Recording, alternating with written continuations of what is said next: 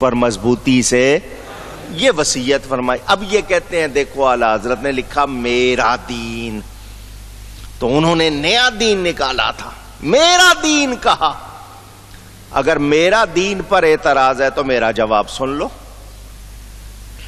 اگر میرا دین کے لفظ پر اعتراض ہے تو میرا جواب سن لو. قبر میں جائیں گے، فرشتے پوچھیں گے ماں دینوں کا، تیرا دین، تیرا دین. تو ان کو چاہیے ہر دیوبندی کہے میرا کوئی دین نہیں ہے، کیونکہ لفظ میرا دین، تو وہ پوچھ رہے تیرا دین. مسلمان جواب دے گا دینی الاسلام، الاسلام دینی، میرا دین. تو یہ تو کہتے ہیں میرا دین کا لفظ ہی غلط ہے. تو ان میں سے ہر ایک کہہ دے کہ میرا کوئی دین.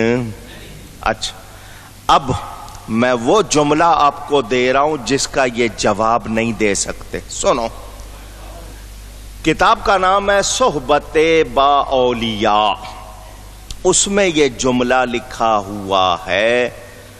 میری کتاب سفید و سیاہ کے صفحہ 151 پر موجود، توجہ سے سن لیں. ابو الحسن علی ندوی، جس کو یہ علی میاں کہتے ہیں اور بہت بڑا عالم مانتے ہیں اپنا، اس نے، وہ بھی موجود تھا. کیا لکھا اس مجلس میں؟ یہ جناب محمد زکریا صاحب جو تبلیغی جماعت کے بڑے تھے جنہوں نے کتابیں لکھی، ان کے حوالے سے کہ ہمارے بڑے گنگوہی نانوتوی، ہمارے بڑے، ہمارے، انہوں نے کیا لکھا؟ ہمارے بڑے. ان کے بڑے کون ہیں؟ ہمارے بڑے تو امام اعظم ہے، غوث اعظم ہے. ان کے بڑے کون ہیں؟ گنگوئی صاحب، جنہوں نے لکھا ہے اللہ جھوٹ بول سکتا ہے، معاذ اللہ. نانوتوی صاحب، جنہوں نے لکھا ہے خاتم النبیین کا معنی آخری نبی سمجھنا. عوام کا خیال ہے حضور کے بعد نبی آ سکتا ہے. انہوں نے یہ ان کو اپنا بڑا کہتے ہیں. ہمارے بڑے گنگوہی اور نانوتوی نے جو دین قائم کیا تھا، ہمارے بڑے گنگوہی اور نانوتوی نے جو دین قائم کیا تھا اس کو مضبوطی سے تھام لو.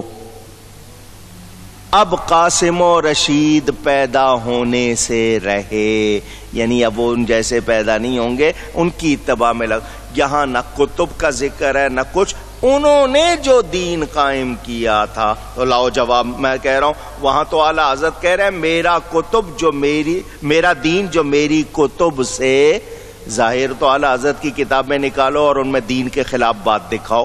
وہ دکھا سکتے نہیں. تو وہ تو کہہ رہے ہیں میری کتب سے ظاہر، اور تم کہہ رہے ہو جو دین نانوتوی اور گنگوہی نے قائم کیا تھا. لاؤ نا اس کا جواب. دین تم نے نیا نکالا ہے، اعلیٰ حضرت نے نہیں نکالا.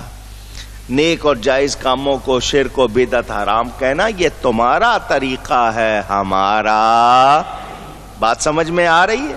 دھیان سے. میں نے ان کے یہ الفاظ کہ جو دین گنگوہی اور نانوتوی نے قائم کیا تھا، بھئی یہ جماعت کس نے قائم کی یا فلاں، اب کہتے ہو نا، تو انہوں نے جو قائم کیا تھا. تو اب دین تو ہم تو اس دین پر ہیں جو نبی نے قائم کیا.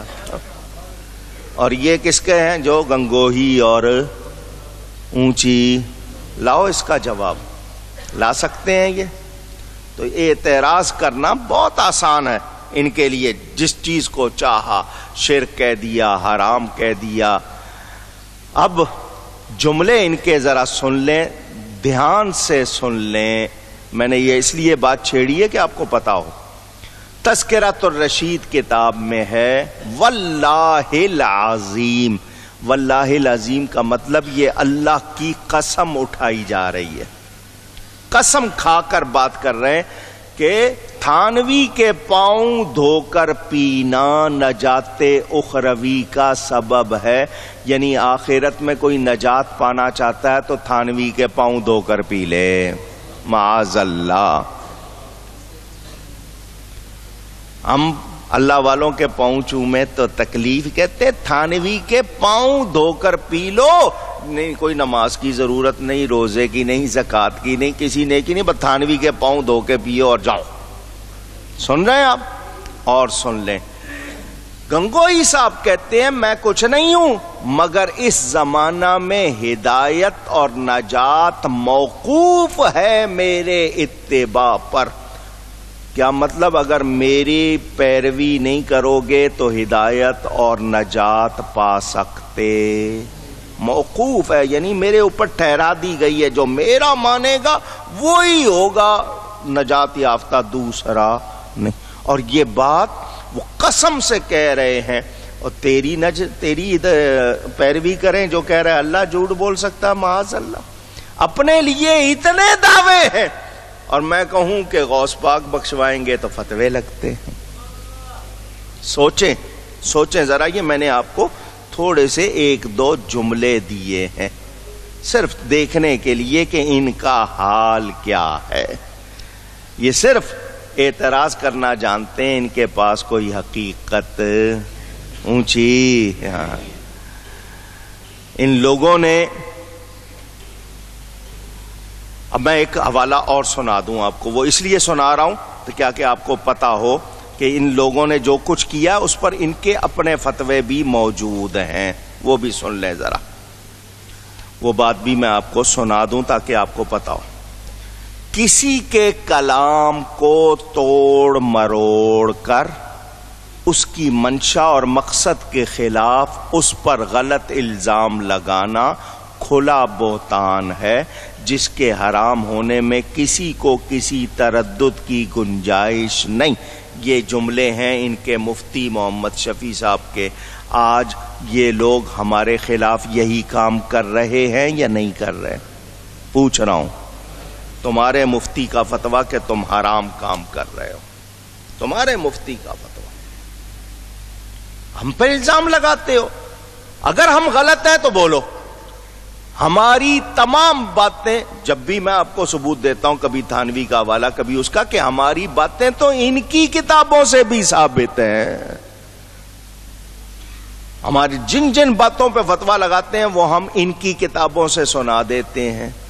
اگر ہم غلط ہیں تو پھر پہلے اپنے بڑوں پہ فتویٰ لگاؤ. جب ان پر نہیں لگاتے ہو تو پھر سمجھ آ گئی بات، ہم ہرگز غلط نہیں. تمہیں ضد ہے، اناد ہے، بغض ہے، تم غلط کر رہے ہو، قوم کو لڑوا رہے ہو.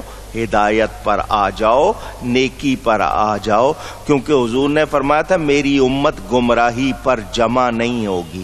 اور دنیا میں سب سے زیادہ سنی ہے، تو حضور فرما رہے ہیں میری امت گمراہی پر جمع نہیں ہوگی جب زیادہ لوگ نیکی کے طریقے پر ہیں. ان کو غلط نہ کہو، نیک کاموں کو غلط نہ کہو. تو جو جائز نیک کاموں کو غلط کہے ظالم ہے یا نہیں؟ اور اللہ ظالموں کو ہدایت نہیں دیتا. یہ میں نے آپ کے سامنے خلاصہ رکھا ہے، خلاصہ تھوڑا سا. تو آپ نے بدعت کو سمجھ لیا. میں نے پوری بات آپ کو سمجھا دی، مزید ضرورت ہوگی تو کہوں گا. اللہ تعالیٰ ارشاد فرماتا ہے یا ایھا الذین آمنوا ارکعوا واسجدوا واعبدوا ربکم وافعلوا الخیر لعلکم تفلحون. اے ایمان والو، رکوع اور سجدہ کرو اور اپنے رب کی عبادت کرو اور اچھے کام کرو.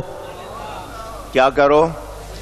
تو اچھے کام اس حوالے سے جو نیک جائز کام ہے ان کو لوگ بدعت کہہ دیتے ہیں. میں نے اس حوالے سے آپ کے سامنے بیان کیا. یہ اس کے بعد غالباً ایک ہی آیت رہ گئی ہے 70ویں پارے کی اور سورہ حج کی، اس کا صرف تھوڑا سا حصہ، باقی باتیں بعد میں. وَجَاهِدُوا فِي اللَّهِ حَقَّ جِهَادِهِ. اللہ فرماتا ہے اور اللہ کی راہ میں جہاد کرو جیسا حق ہے جہاد کرنے کا. وَمَا جَعَلَ عَلَيْكُمْ فِي الدِّينِ مِنْ حَرَجٍ. اس نے تمہیں پسند کیا اور تم پر دین میں کچھ تنگی نہیں رکھی. ملت ابیکم ابراہیم، تمہارے باپ ابراہیم کا دین. ہوا سماکم المسلمین، اور اللہ نے تمہارا نام مسلمان رکھا ہے. یہ دو تین باتیں. لیکن آج کی میں نے پہلے شروع میں بتا دیا تھا، یہ آیت جو میں نے پہلے پڑھی ہے شافعی حضرات کے نزدیک یہ سجدہ کی آیت ہے. شافعی حضرات کے نزدیک تو کوئی شافعی ہو تو اس نے آیت سنی ہے وہ سجدہ کر لے.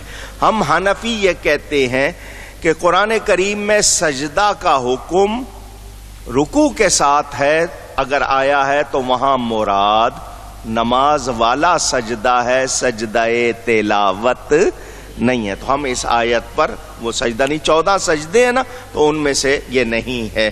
اس میں اللہ نے کیا فرمایا؟ ایمان والو اپنے عقیدے درست رکھو، رکوع اور سجدہ کرو. جب عقیدہ درست نہیں، مسئلہ امامت بھی ثابت ہو گیا کہ رکوع سجدہ اس کے ساتھ کرنا ہے جو ایمان والا ہے. کس کے ساتھ کرنا ہے؟ ایمان والا نہیں ہے تو اس کے ساتھ رکوع سجدہ ہم کر سکتے نہیں. اپنے رب کی عبادت کرو اور اچھے کام کرو اس امید پر کہ تمہیں کامیابی ملے. یہ مختصراً آج کی گفتگو تھی. مجھ سے گفتگو میں کوئی غلطی ہوئی ہو اللہ کی بارگاہ میں توبہ کرتا ہوں. ہم اہل سنت